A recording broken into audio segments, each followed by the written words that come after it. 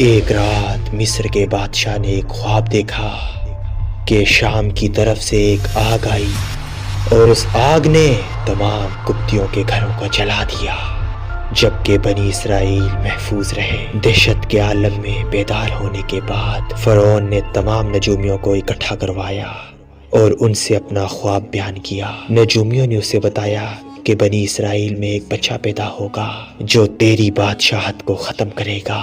فرعون ایک ظالم اور جابر بادشاہ تھا۔ اس نے بنی اسرائیل کو اپنا غلام بنا رکھا تھا، حالانکہ وہ حضرت یوسف علیہ السلام کے زمانے سے وہاں رہا کرتے تھے۔ حضرت یوسف علیہ السلام نے اپنے بابا حضرت یعقوب علیہ السلام اور اپنے بھائیوں کے لیے زمین کا ایک حصہ اس وقت کے فرعون بادشاہ ریان بن ولید سے حاصل کیا تھا۔ حضرت یعقوب کی یہی نسل بنی اسرائیل کہلائی۔ یہ لوگ حضرت یعقوب علیہ السلام کے دین کے پیروکار تھے، لہٰذا اس وقت اللہ کے نزدیک یہ سب سے بہترین جماعت تھی۔ اس قوم نے فرعون کو سجدہ کرنے اور اپنا رب ماننے سے انکار کر دیا، اس لیے بادشاہ اور اس کے سپاہی اس قوم پر ظلم و ستم ڈھاتے اور ان سے گھٹیا کام کرواتے تھے۔ فرعون نے جب اپنا خواب نجومیوں کو بتایا تو انہوں نے اس کی تعبیر یہ بتائی کہ بنی اسرائیل میں ایک بچہ پیدا ہوگا اور اس کے ہاتھوں سے اہل مصر کی ہلاکت ہوگی۔ بنی اسرائیل کے یہاں بھی شروع سے یہ بات مشہور تھی، لہٰذا اس خواب کے بعد فرعون مزید فکر مند ہو گیا اور اس نے یہ حکم جاری کر دیا کہ بنی اسرائیل میں پیدا ہونے والے تمام لڑکے قتل کر دیے جائیں۔ اس حکم پر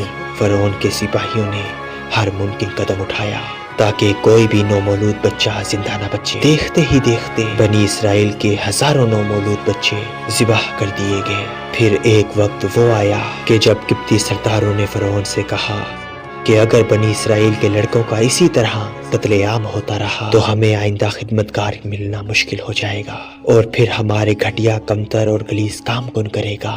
اس پر فرعون نے یہ حکم جاری کیا کہ 1 سال چھوڑ کر بچے قتل کیے جائیں۔ اس وقت حضرت موسیٰ علیہ السلام کی والدہ حمل کے ابتدائی دنوں میں تھی کہ ان کی والدہ پر معمول کے مطابق حمل کے آثار ظاہر نہیں ہوئے، جن سے آپ فرعون کی چھوڑی ہوئی دائیوں کے نظروں میں نہ آئیں۔ انہوں نے اس بات کو چھپائے رکھا یہاں تک کہ پیدائش کا وقت آ پہنچا اور انہوں نے بچے کو جنم دیا۔ اس بارے میں سوائے قریبی لوگوں کے کوئی نہیں جانتا تھا۔ نجومیوں نے فرعون کو اطلاع دی کہ بچہ پیدا ہو چکا ہے۔ بس اس اطلاع سے فرعون کے ہوش اڑ گئے اور اس کے سپاہیوں نے گھر گھر تلاشی شروع کر دی۔ حضرت موسیٰ علیہ السلام کے بھائی حضرت ہارون علیہ السلام سال امان میں پیدا ہوئے تھے، جبکہ حضرت موسیٰ قتل والے سال میں پیدا ہوئے۔ حضرت موسیٰ علیہ السلام کے والدین سخت پریشان تھے۔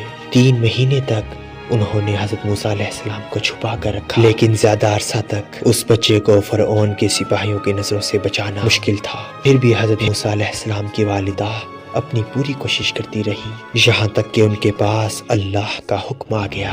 یہ حکم اللہ نے ان کے دل میں ڈالا تھا، یعنی القاح کیا تھا۔ حضرت موسیٰ علیہ السلام کی والدہ کے دل میں خیال آیا کہ تابوت کی طرح ایک صندوق بنایا جائے اور اس بچے کو اس صندوق میں رکھ کر دریائے نیل کے بہاؤ میں چھوڑ دیا جائے۔ حضرت موسیٰ علیہ السلام کی ماں نے اللہ کے حکم کے مطابق بچے کو صندوق میں رکھا اور دریا میں چھوڑ دیا۔ ساتھ ہی موسیٰ علیہ السلام کی بہن سے کہا کہ تم اس کے پیچھے پیچھے چلتی جاؤ، لہٰذا وہ دریائے نیل کی موجوں میں چلے اور اس کی بہن دریا کے کنارے پر چلتی رہی، اپنے بھائی کی نگرانی کرتی جا رہی تھی کہ دریا میں ڈالنے کے بعد وہ کہاں تک جاتے ہیں۔ صندوق بہتا ہوا محل کے تالاب میں پہنچ گیا۔ وہاں فرعون کی بیوی اور خادمائیں لطف اندوز ہو رہی تھیں کہ اتنے میں صندوق پر ملکہ کی نظر پڑی۔ انہوں نے کنیزوں کو حکم دیا کہ صندوق کو تالاب سے نکال لاؤ۔ جب صندوق کھولا گیا تو اس میں ایک حسین تندرست بچہ آرام سے لیٹا ہوا انگوٹھا چوس رہا تھا۔ ملکہ بہت خوش ہوئی، ان کی آنکھوں میں ممتا اتر آئی، بس شفقت و محبت سے بچے کو گود میں لے لیا۔ ملکہ نے سوچا اس بچے کو بیٹا بنا کر پالنا چاہیے۔ محل میں کسی نے خدشہ ظاہر کیا کہ یہ بچہ بادشاہ کی سلطنت کو تباہ کرنے کا سبب بھی بن سکتا ہے۔